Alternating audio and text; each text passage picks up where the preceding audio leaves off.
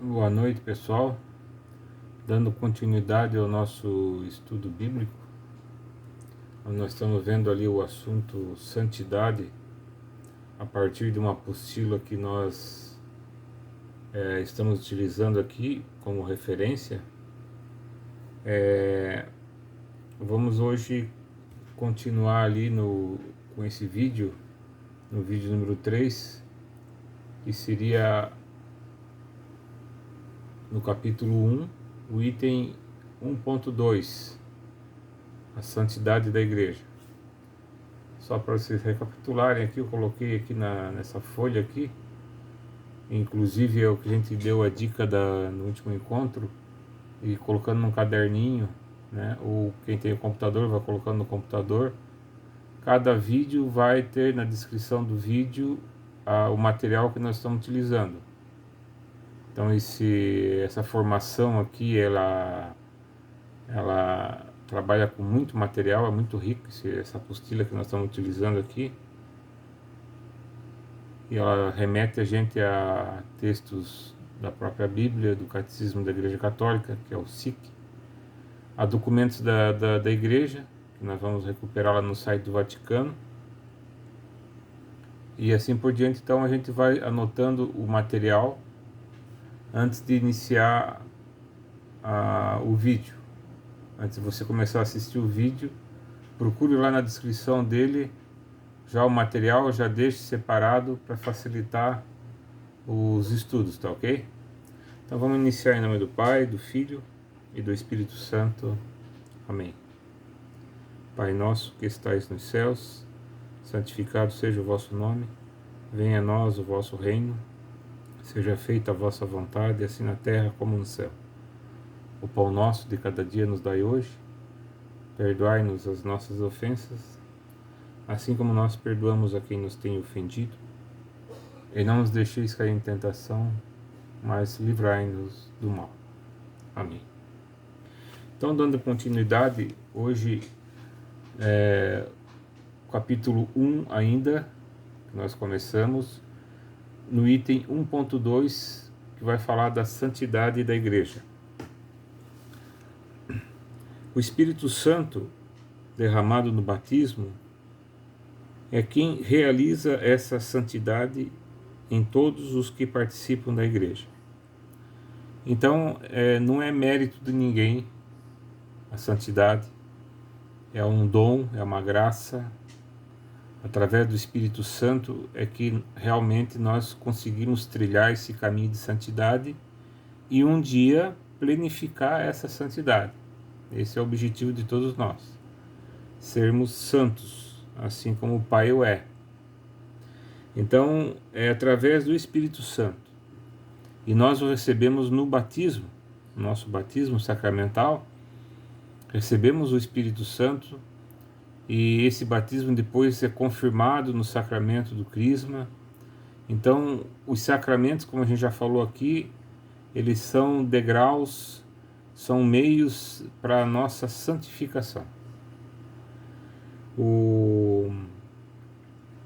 Este fato, ele vem realçar ainda mais o anterior, que nós falamos no vídeo anterior, com relação ao sentido da necessidade da união de Cristo com sua igreja para santificá-la.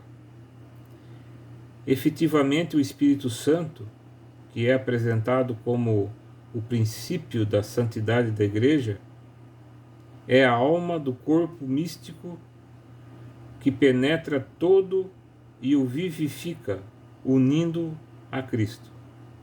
O Espírito nos comunica a santidade, justamente porque, enquanto nos une a Cristo e nele nos torna participante da vida eterna. Toda graça, ela depende de um doador e de um receptor. Se você recebe um presente, vamos colocar um exemplo, como sendo uma graça na tua vida, tem aquele que dá o presente e aquele que recebe.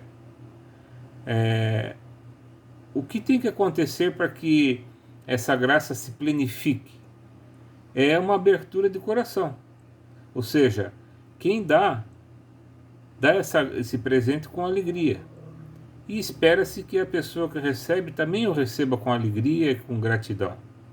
Porque imagine se você recebe um presente e você não gosta daquele presente. Não faz nenhuma menção assim que gostou daquele presente recebido. A pessoa que doa também fica constrangida. Então toda graça para um batizado, ela depende que a gente também abra o nosso coração. Sempre tem o doador e o receptor da graça. E o Espírito Santo ele não vai,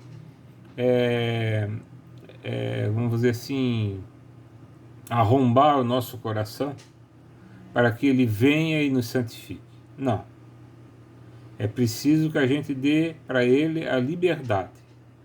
Nós temos o livre-arbítrio justamente para decidir aquilo que a gente considera bom para a nossa vida. Então o Espírito Santo ele tem esse respeito por nós. Depende que a gente abra o coração, que a gente deseje. Essa é a palavra. Deseje a graça. Aí a coisa vai fluir. O doador, com muito prazer, com muito gozo, ele remete para nós essa graça.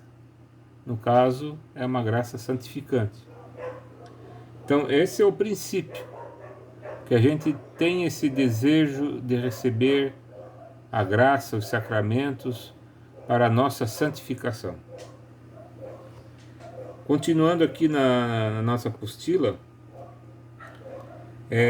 a Igreja unida a Cristo é santificada por Ele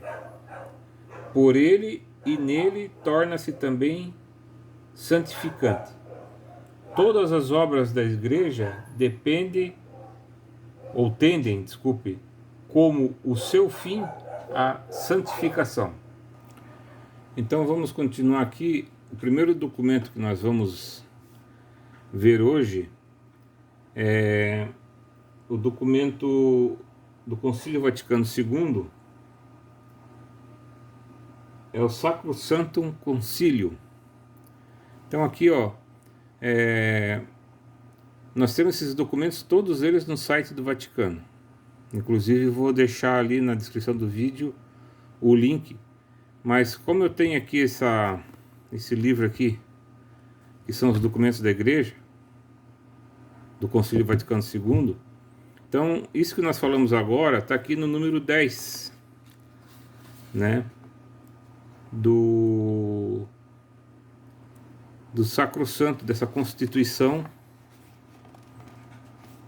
né, Sacrosanto Concílio, é sobre a Sagrada Liturgia.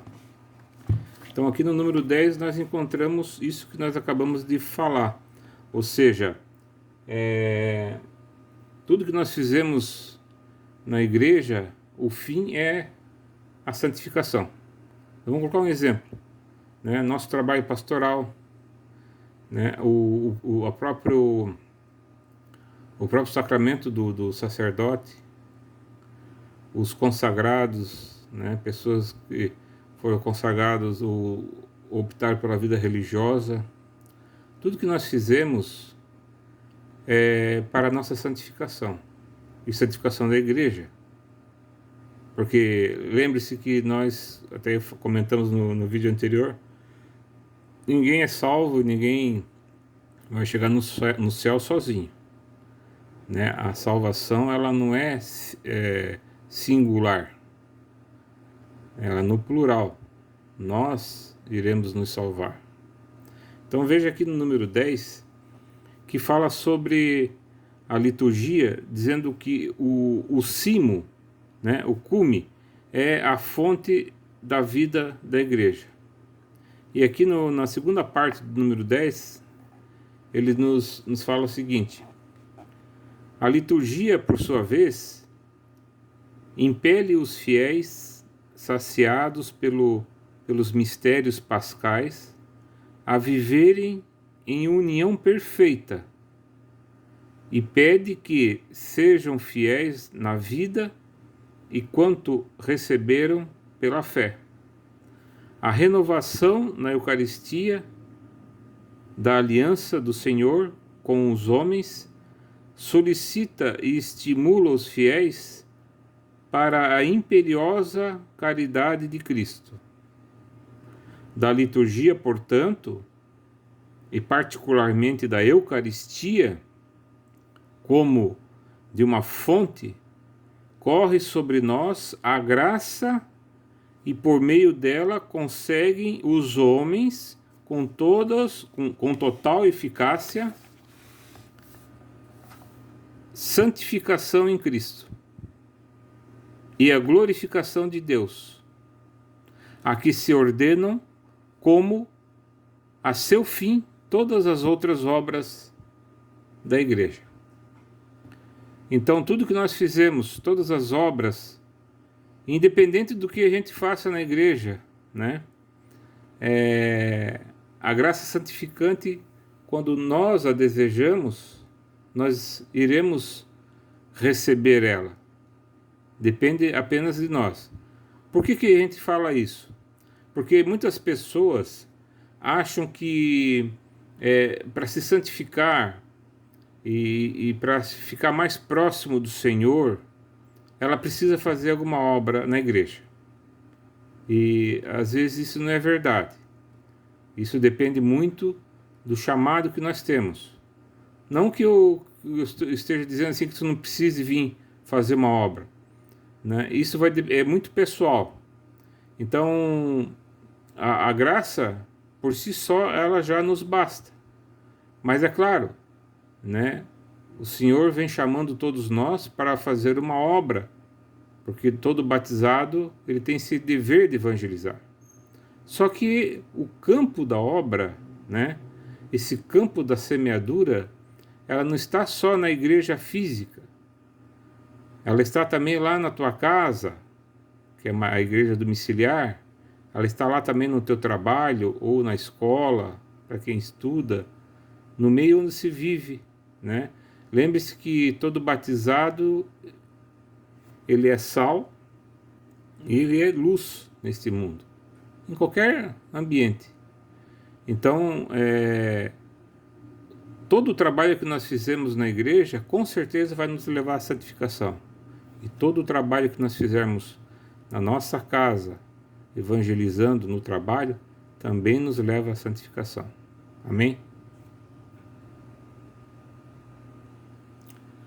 Agora mais um ponto que nós vamos entrar agora sobre aquilo que nós falamos no vídeo anterior, né? A igreja santa e pecadora. Então nós vamos pegar aqui o próximo material, seria no Evangelho de Mateus. Deixa eu botar a luz aqui mais. No capítulo 5, versículo 48. Aqui no Evangelho de Mateus, capítulo 5 é o Sermão da Montanha. E no final, Jesus coloca lá no versículo 48, ele diz assim: portanto, sede perfeitos, assim como vosso Pai Celeste é perfeito. Então, esse aqui é uma orientação de Jesus para nós, para que nós sejamos santos, assim como Deus o é. Né? Santo seria a mesma coisa que perfeito. Então, por aqui a gente já pode ter uma ideia que a perfeição nós só vamos conseguir mesmo na glória do Senhor.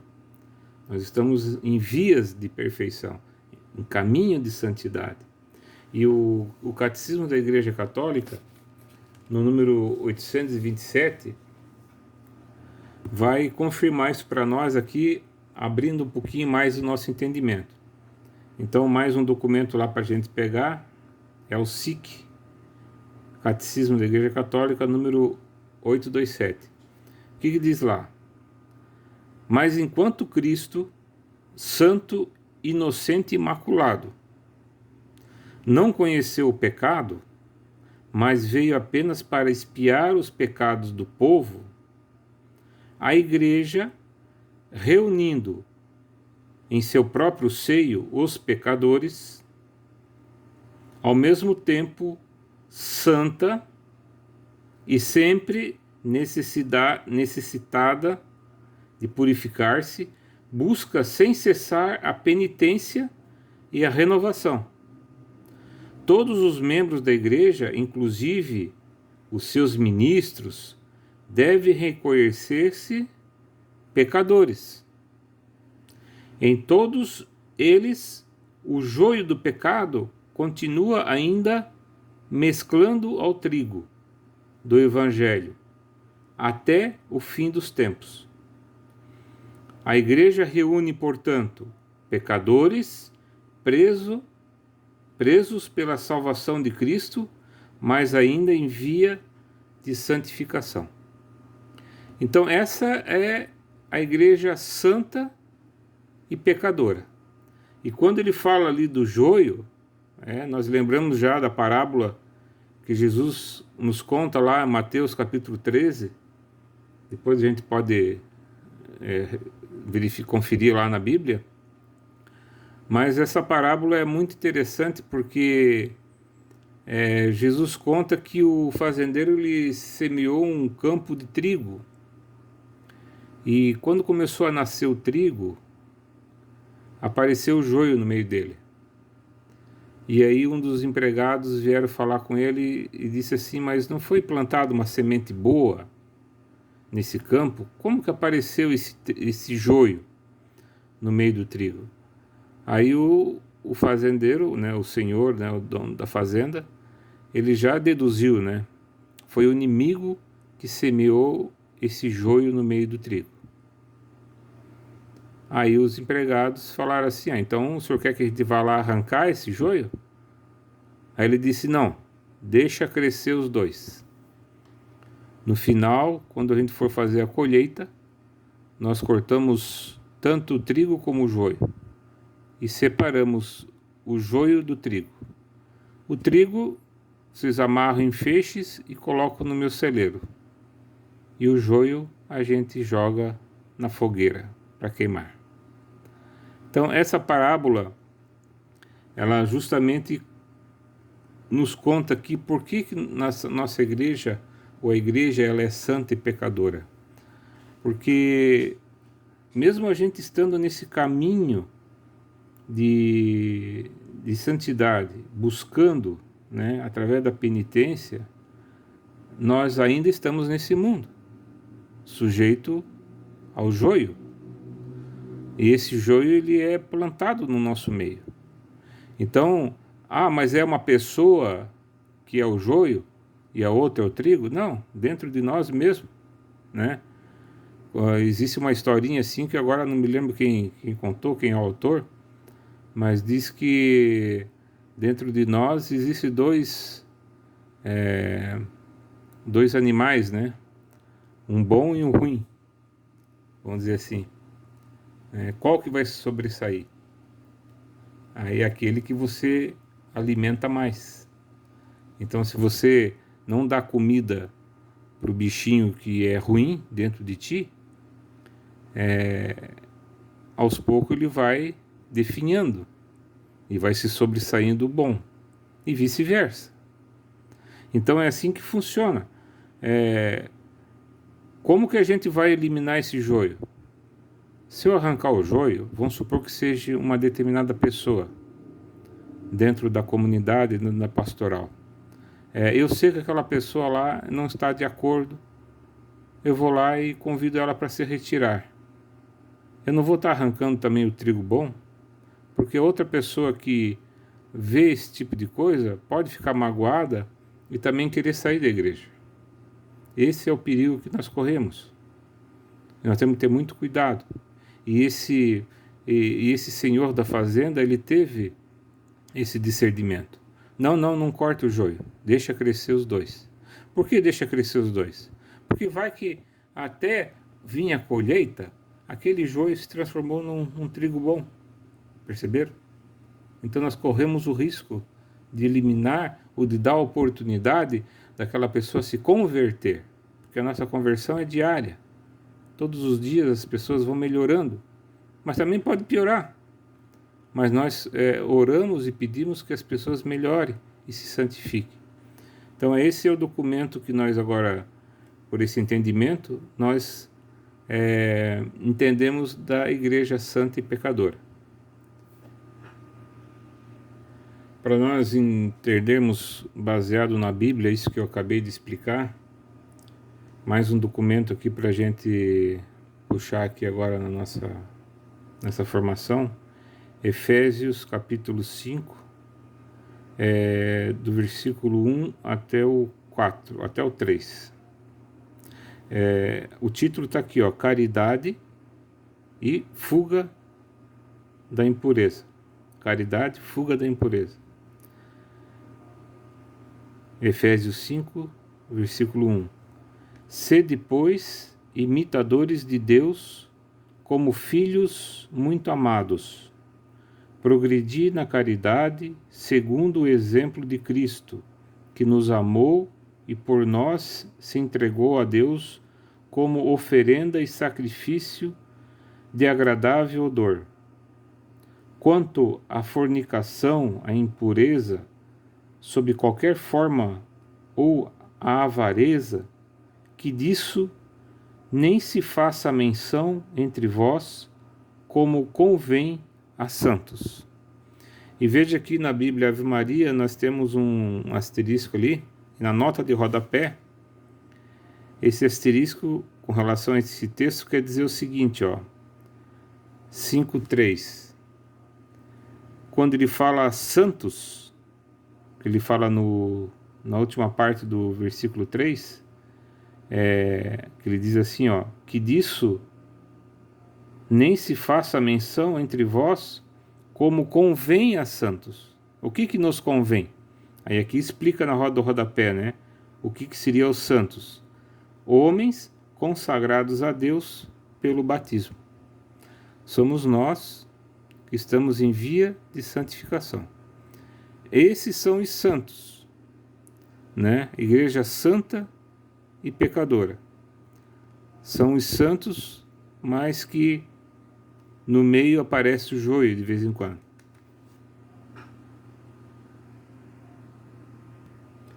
Bom, e para concluir esse pensamento agora, mais um documento que nós vamos pegar aqui é Gálatas, capítulo 5, do versículo 16 ao 26. Aqui agora nós vamos traduzir o que é aquela historinha dos dois bichinhos dentro da gente, né? O ruim, né, e o bom. Nós vamos agora traduzir isso da seguinte forma. Vamos pegar lá em Gálatas, capítulo 5, versículo 16. Digo, pois, deixai-vos conduzir pelo Espírito, e não satisfareis os apetites da carne, porque os desejos da carne se opõem aos do Espírito, e estes aos da carne, pois são contrários um dos outros. É por isso que não fazeis o que quereis. Se, porém, vos deixar guiar pelo Espírito, não estáis sob a lei. Ora, as obras da carne são estas: fornicação, impureza, libertinagem, idolatria, superstição, inimizades, brigas, ciúmes, ódio, ambição, discórdias, partidos, invejas, bebedeiras, orgias e outras coisas semelhantes. Dessas coisas vos previno, como já vos preveni. Os que as praticarem não herdarão o reino de Deus. Ao contrário, o fruto do Espírito é caridade, alegria, paz, paciência, afabilidade, bondade, fidelidade, brandura, temperança. Contra essas coisas não há lei. Pois os que são de Jesus Cristo crucificaram a carne com as paixões e concupiscências. Se vivemos pelo Espírito, andemos também de acordo com o Espírito. Não sejais ávidos da vanglória, nada de provocações, nada de invejas entre vós, entre nós. Então aquele bichinho bom e o ruim agora se traduz em o espírito e a carne. E aqui ele coloca para nós o que é da carne e o que é do espírito. Então, um é contrário ao outro. Então, quando o espírito puxa para a santidade, a carne nos puxa para o caminho contrário. É isso que está falando aqui, né, a carta aos Gálatas. Então, só para a gente concluir esse vídeo, que está ficando já extenso, assim como uma pequena tarefa de casa, né? Como podemos medir a nossa santidade? É bem simples. Quando a gente conseguir trocar aqui uma obra da carne por uma obra do Espírito, a gente já está conseguindo chegar lá. Então, quando você perceber que a maioria das obras da carne, né, já não estão mais contigo, e elas foram substituídas pela obra do Espírito, quanto mais você fizer isso, vamos dizer assim, maior é o teu grau de santidade. É uma forma assim de a gente poder medir, né? É o nosso exame de consciência, né? E é bom fazer isso sempre. E quando a gente vê que alguma coisa está saindo fora do controle, faça o bom exame e nós temos o sacramento da confissão, da reconciliação, justamente para nos ajudar. Perceberam como os sacramentos eles nos ajudam a santificar? É por causa disso. Agora a gente vai usar, né, desses sacramentos para manter a rota de santos. Amém? Até o próximo encontro. Fique em paz, fique com Deus. Até lá.